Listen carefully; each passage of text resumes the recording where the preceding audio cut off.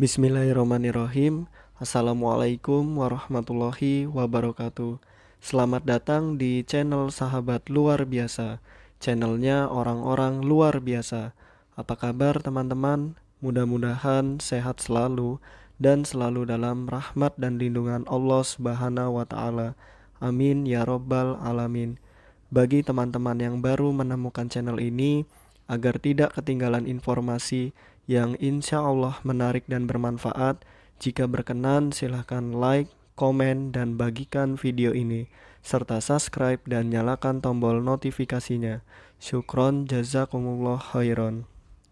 Alhamdulillahillazi bini'matihi tatimus solihat. Segala puji hanya milik Allah, yang dengan segala nikmatnya segala kebaikan menjadi sempurna. Salawat serta salam semoga tercurah limpahkan kepada Nabi Muhammad Sallallahu Alaihi Wasallam serta istri-istri beliau, saudara-saudara beliau, tabi'in, tabi'ut tabi'in, dan bagi kita yang insya Allah setia dan istiqomah mengikuti sunnahnya sampai akhir hayat. Amin ya robbal alamin. Rabbi syrohli sodri wa yasirli amri wahlul uqdatam min lisani yafqahu qawli.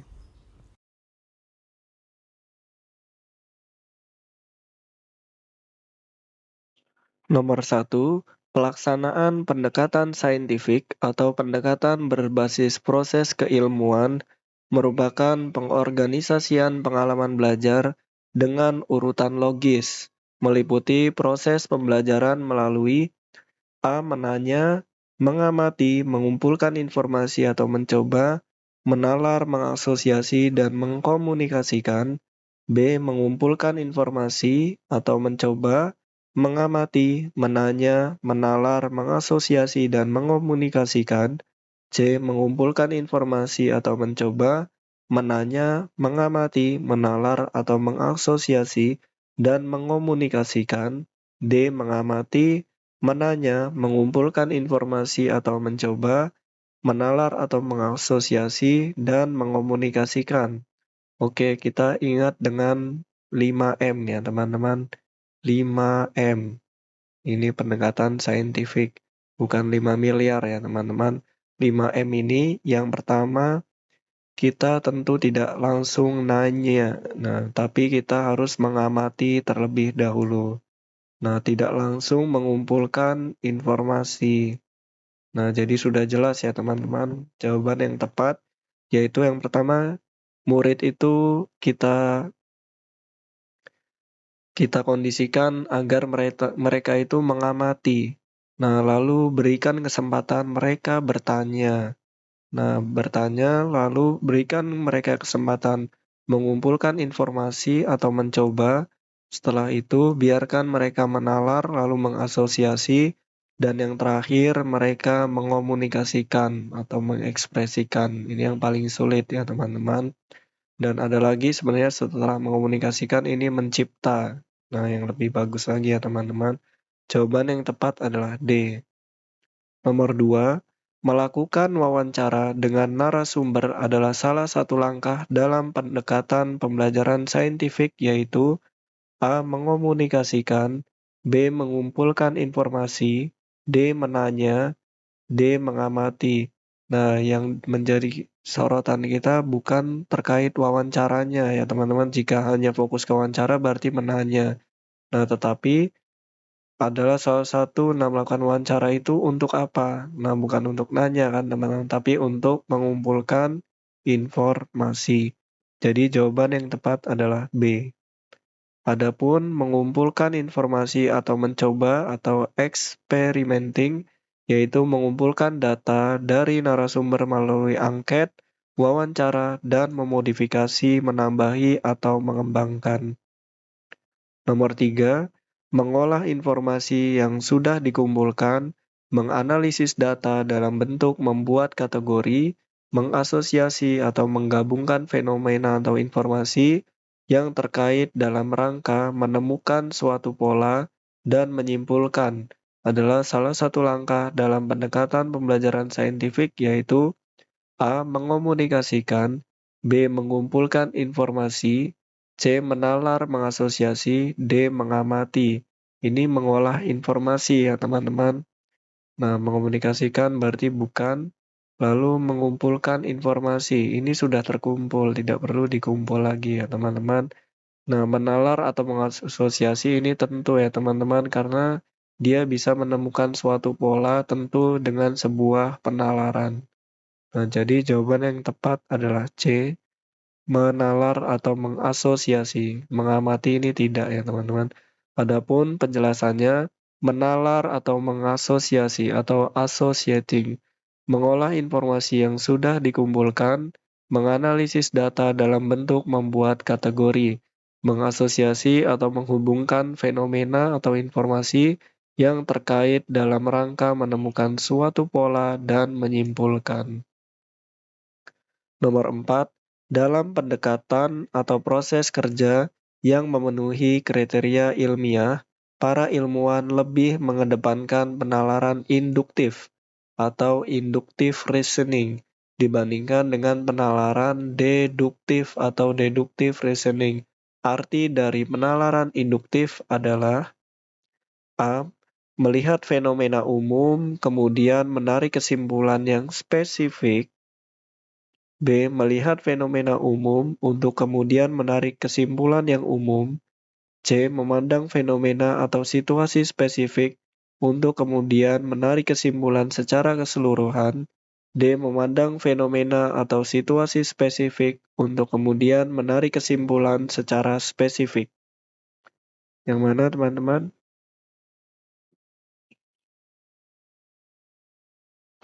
Ya, jawaban yang tepat adalah C. Memandang fenomena atau situasi spesifik untuk kemudian menarik kesimpulan secara keseluruhan.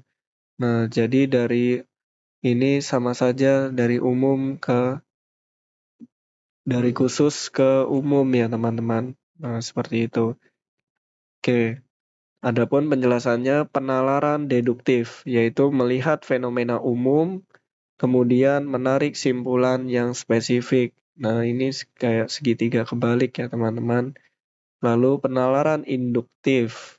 Nah, ini yang ada di soal ya, teman-teman. Memandang fenomena situasi spesifik untuk kemudian menarik simpulan secara keseluruhan. Nah, jadi jika deduktif ini dari umum ke yang khusus. Nah, jadi umum kan luas ya, teman-teman, ke yang khusus. Nah, jadi kayak segitiga kebalik. Nah, lalu jika induktif, ini dari yang spesifik ke yang umum. Nah, ini segitiga biasa dari spesifik ke yang umum. Nah, meluas seperti itu ya, teman-teman. Nah, ini ilustrasinya bagi teman-teman yang awas. Nah, deduktif itu dari yang umum, dari kebanyakan ke yang sedikit. Nah, apabila induktif, ini dari yang spesifik ke yang umum. Nomor 5, kegiatan mengomunikasikan ini antara lain dapat dilakukan melalui model pembelajaran kolaboratif. Pada pembelajaran kolaboratif, bagaimana kewenangan fungsi guru A lebih bersifat direktif atau manajer belajar, B harus lebih aktif, C lebih bersifat pasif, D hanya mengamati saja. Nah, jadi lebih bersifat direktif atau manajer belajar ya teman-teman. Jawaban yang tepat adalah A. Pada pembelajaran kolaboratif, kewenangan dan fungsi guru lebih bersifat direktif atau manajer belajar. Nomor 6, ruang lingkup pembelajaran tematik meliputi A. Semua KD dari semua mata pelajaran, B. Semua KD dari semua mata pelajaran kecuali agama, C. Semua KD mata pelajaran kecuali agama, penjaskores, dan seni budaya dan prakarya, D. Semua KD mata pelajaran kecuali penjaskores. Nah, jadi tematik itu ini ya teman-teman, semua mata pelajaran. Nah, kecuali agama. Seperti itu ya teman-teman, karena agama tidak bisa ditematikan. Nah, seperti itu. Ini kecuali agama, ya betul. Nah, penjaskores masih bisa, seni budaya, SBDP, dan prakarya masih bisa ya teman-teman. Penjaskores masih bisa. Nomor 7, berikut ini manakah peran tema dalam kegiatan pembelajaran? A. Sebagai pemersatu kegiatan pembelajaran dengan memadukan beberapa muatan pelajaran sekaligus. B. Sebagai tema sentral kegiatan pembelajaran. C. Sebagai acuan dalam kegiatan pembelajaran. D. Sebagai panduan dalam kegiatan pembelajaran. Tentu sebagai pemersatu ya teman-teman, pemersatu bangsa. Nah, kan ya teman-teman, yaitu tema berperan sebagai pemersatu kegiatan pembelajaran dengan memadukan beberapa muatan pelajaran sekaligus. Adapun muatan pelajaran yang dipadukan adalah muatan pelajaran PPKN, Bahasa Indonesia, IPA, IPS, Matematika, Seni Budaya, dan Prakarya, serta pendidikan jasmani, olahraga, dan kesehatan. Dalam kurikulum 2013, tema sudah disiapkan oleh pemerintah dan sudah dikembangkan menjadi subtema dan satuan pembelajaran. Nomor 8, berikut ini alasan mengapa pembelajaran tematik baik digunakan dalam proses pembelajaran di sekolah dasar, kecuali A. Anak pada usia sekolah dasar berada pada tahapan operasi konkret. B. Anak pada usia sekolah dasar berada pada tahapan operasi abstrak. C. Anak pada usia sekolah dasar mulai menunjukkan perilaku yang mulai memandang dunia secara objektif, bergeser dari satu aspek situasi ke aspek lain secara reflektif, dan memandang unsur-unsur secara serentak. D. Anak usia sekolah dasar mulai berpikir secara operasional, mempergunakan cara berpikir operasional untuk mengklasifikasikan benda-benda, membentuk dan mempergunakan keterhubungan aturan-aturan, prinsip ilmiah sederhana, dan mempergunakan hubungan sebab akibat. Jadi jawaban yang tepat adalah B ya teman-teman. Yang bukan yaitu anak pada usia sekolah dasar berada pada tahapan operasi abstrak. Nah, tapi masih konkret ya teman-teman. Nomor 9, fungsi pembelajaran tematik terpadu adalah A. Untuk memberikan kemudahan bagi peserta didik dalam memahami dan mendalami konsep materi yang tergabung dalam tema, serta dapat menambah semangat belajar karena materi yang dipelajari merupakan materi yang abstrak dan bermakna bagi peserta didik. B. Untuk memberikan kemudahan bagi peserta didik dalam memahami dan mendalami konsep materi yang tergabung dalam tema serta dapat menambah semangat belajar karena materi yang dipelajari merupakan materi yang kompleks dan bermakna bagi peserta didik. C. Untuk memberikan kemudahan bagi peserta didik dalam memahami dan mendalami konsep materi yang tergabung dalam tema, serta dapat menambah semangat belajar karena materi yang dipelajari merupakan materi yang nyata, konseptual, dan bermakna bagi peserta didik. D. Untuk memberikan kemudahan bagi peserta didik dalam memahami dan mendalami konsep materi yang tergabung dalam tema, serta dapat menambah semangat belajar karena materi yang dipelajari merupakan materi yang rumit dan bermakna bagi peserta didik. Nah, perbedaannya hanya di abstrak, kompleks, nyata atau kontekstual, atau rumit.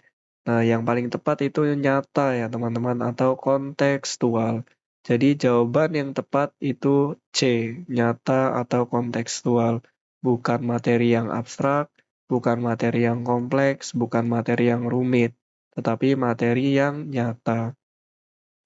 Adapun penjelasannya, fungsi pembelajaran tematik terpadu adalah untuk memberikan kemudahan bagi peserta didik dalam memahami dan mendalami konsep materi yang tergabung dalam tema, serta dapat menambah semangat belajar, karena materi yang dipelajari merupakan materi yang nyata atau kontekstual dan bermakna bagi peserta didik. Nomor 10, berikut ini manakah komponen silabus tematik terpadu? A. Kompetensi dasar, indikator, kegiatan pembelajaran, penilaian, proses, dan hasil belajar. B. Kompetensi dasar, indikator, kegiatan pembelajaran, penilaian proses dan hasil belajar, alokasi waktu. C. Kompetensi dasar, indikator, kegiatan pembelajaran, penilaian proses dan hasil belajar serta sumber dan media. D. Kompetensi dasar, indikator, kegiatan pembelajaran, penilaian proses dan hasil belajar, alokasi waktu serta sumber dan media. Yang mana teman-teman? Ya, jawaban yang tepat adalah D. Kompetensi dasar, indikator, kegiatan pembelajaran, penilaian proses dan hasil belajar, alokasi waktu, serta sumber dan media. Adapun penjelasannya, silabus tematik terpadu memuat komponen sebagaimana panduan dari standar proses yang meliputi berikut ini. Yang pertama itu kompetensi dasar atau KD ya teman-teman, mana saja yang sudah terpilih dari jaringan KD. Kemudian indikator dibuat oleh guru juga diturunkan dari jaringan. Yang ketiga yaitu kegiatan pembelajaran yang memuat perencanaan penyajian untuk beberapa minggu tema tersebut akan dibelajarkan. Yang keempat, penilaian proses dan hasil belajar diwajibkan memuat penilaian dari aspek sikap, keterampilan, dan pengetahuan selama proses pembelajaran berlangsung. Yang kelima, alokasi waktu ditulis secara utuh kumulatif 1 minggu beberapa jam pertemuan, misalnya 34 CP dikali 35 menit dikali 4 minggu. Lalu yang terakhir sumber dan media. Jadi ada KD, indikator, kegiatan pembelajaran, penilaian, alokasi waktu, sumber, dan media. Baik teman-teman, mungkin itu saja yang dapat saya bagikan. Apabila ada kebenaran, pastikan itu datangnya dari Allah Subhanahu wa Ta'ala, dan apabila ada kesalahan, pastikan itu datangnya dari saya. Maka apabila ada kebenaran, mohon doakan kebaikan, dan apabila ada kesalahan, mohon dimaafkan dan diingatkan. Syukron, jazakumullah khairan. Allahumma inni as'aluka ilman nafi'an wa rizqan thayyiban wa amalan mutaqabbalan. Subhanakallahumma wa bihamdika asyhadu an la ilaha illa anta astaghfiruka wa atubu ilaik. Wassalamualaikum warahmatullahi wabarakatuh.